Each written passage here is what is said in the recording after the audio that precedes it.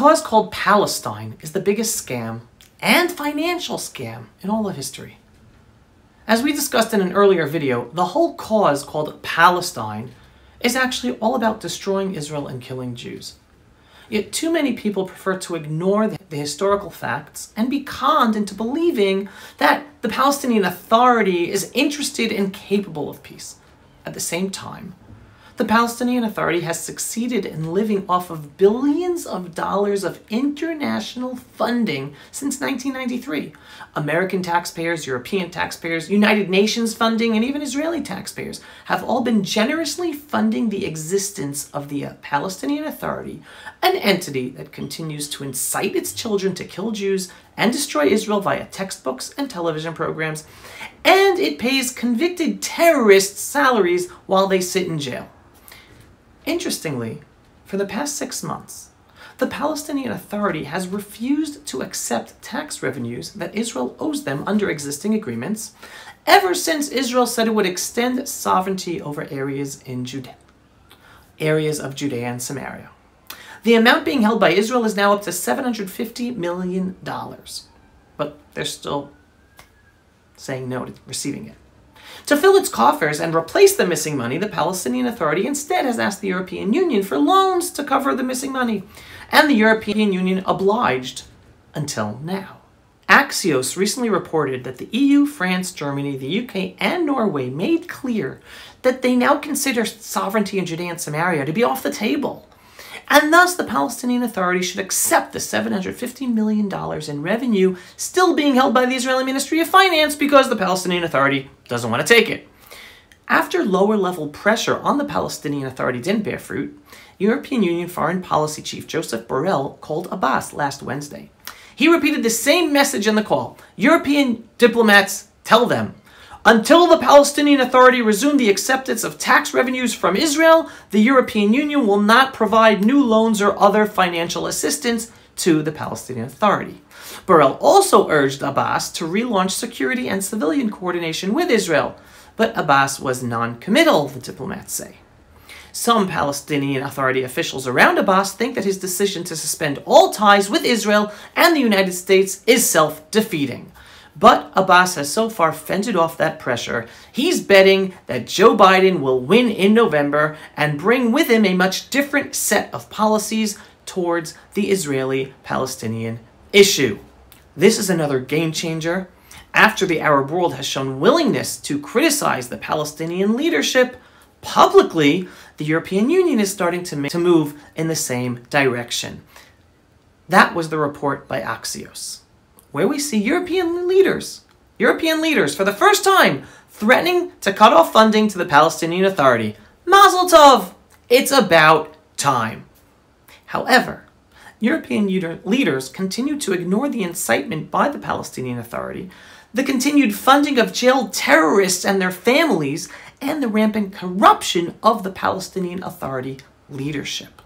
While the European leaders continue to ignore their corruption, surprisingly, recently Arab Muslims from the United Arab Emirates have highlighted the corruption of the Palestinian Authority leadership.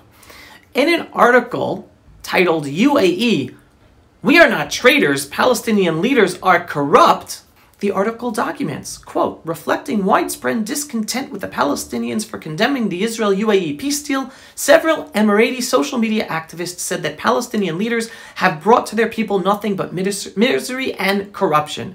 Former PLO leader Yasser Arafat led the Palestinian struggle against Israel for many years, commented one activist. The result was that his wife and daughter inherited $8 billion. That's the end of that article.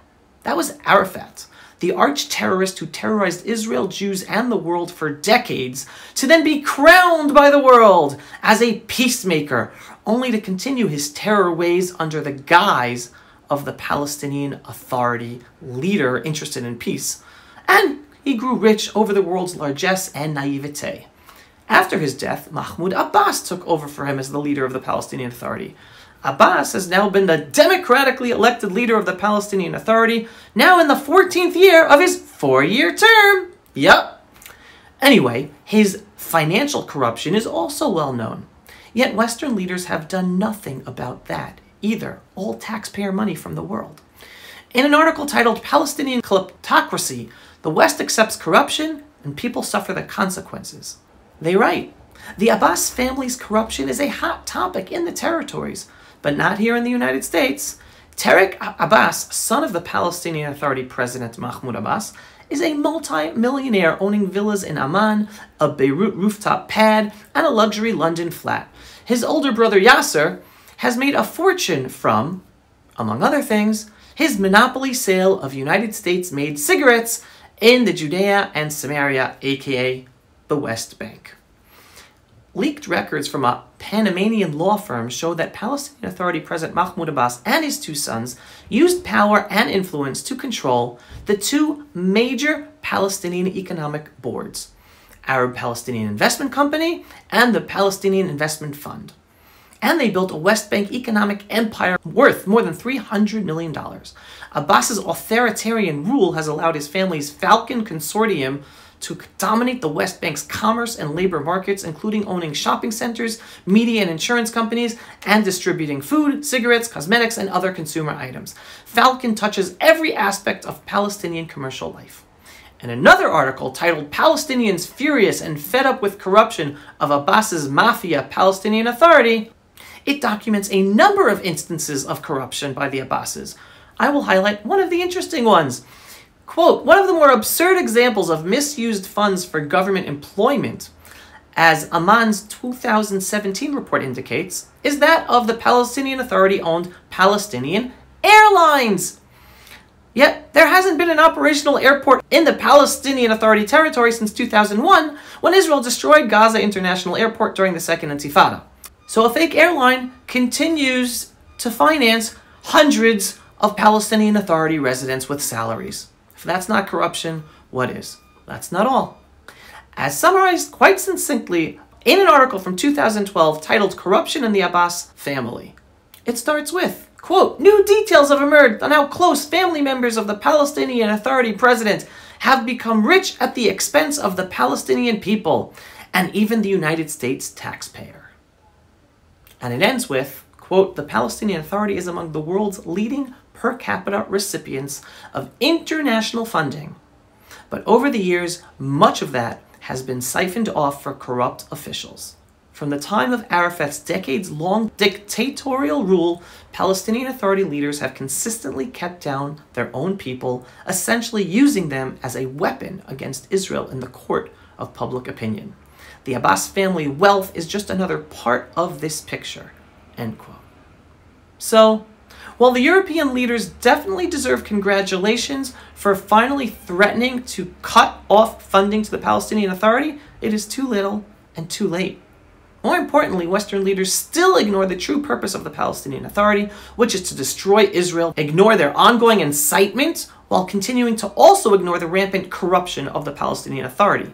In the end, it is American, European, and Israeli taxpayers who are paying the price, literally, for this horrendous and corrupt leadership. President Trump has been the first and only Western leader to cut aid to the Palestinian Authority, making them pay a financial price for continuing to support terror, continuing to incite to murder Jews, and continuing to reject peace deals. This policy will most probably be overturned by a Biden presidency, who will continue the failed Mideast presidency of Obama-Biden, who supported the Palestinian Authority and pressured Israel. Let's hope that President Trump gets reelected. His Mideast policy is based on truth and reality that helps all of humanity. Thank you, President Trump. Pulse of Israel, frontline videos from the Holy Land. Support our work by donating today.